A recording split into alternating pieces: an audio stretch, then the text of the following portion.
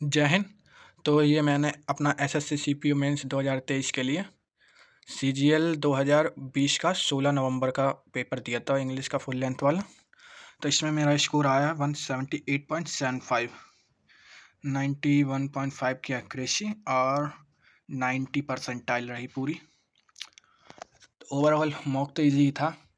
अब मेरा सॉल्यूशन देखते हैं मैंने गलती क्या क्या की हैं। आप खुद देख के पता करना कि कैसी कैसी गलतियाँ हो जाती हैं जल्दी जल्दी के चक्कर में। ये मॉक मैंने जल्दी अटैम्प्ट करके अटैम्प्ट करना था, तो उसमें गलतियाँ बहुत ज़्यादा हो गई थी। अब इसका ये था 6 नंबर का,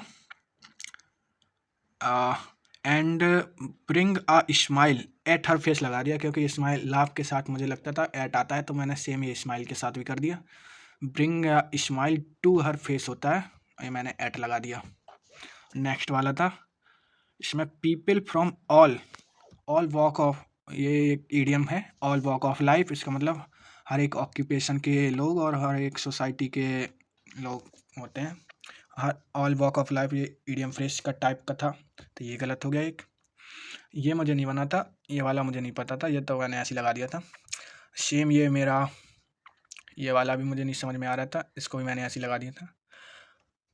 Y did Rabindranath drop out of school, ये सीधा सीधा उधर पे लिखा था, because formal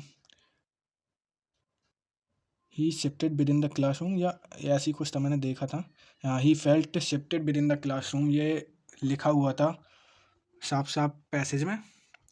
he drop out from the, he found himself unable to think and felt claustrophobic within the floor. मतलब कि ये कुल मिला के पैसेज के अंदर साफ साफ मेंशन था।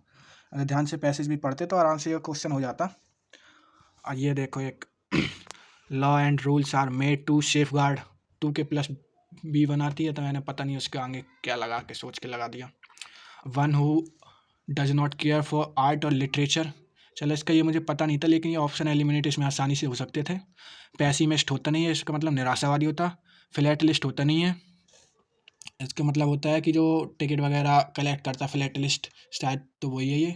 और प्लाजियरिस्ट तो मुझे पता था, इसका मतलब होता है साहित्य जो चोरी करता है दूसरे का, इसका ये मीनिंग होता है। तो इसका फिलिस्टाइन अगर ऑप्शन के हिसाब से लगाते तो आसानी से हो जाता है, ऐसा कुछ था नहीं इसमें।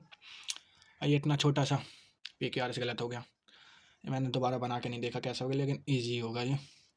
Mummy struggle to put them, them है तो ये ए से चालू होगा नहीं। It was a fierce fight of course, she try to get them to, तो इसके डी के बाद ही बी और ए आएगा, डी के बाद ही बी और ए आएगा, और सी से चालू होगा, डी के बाद बी और ए आएगा, सी से चालू होगा। तो ये ईजी थे, ऐसा कुछ खास था नहीं।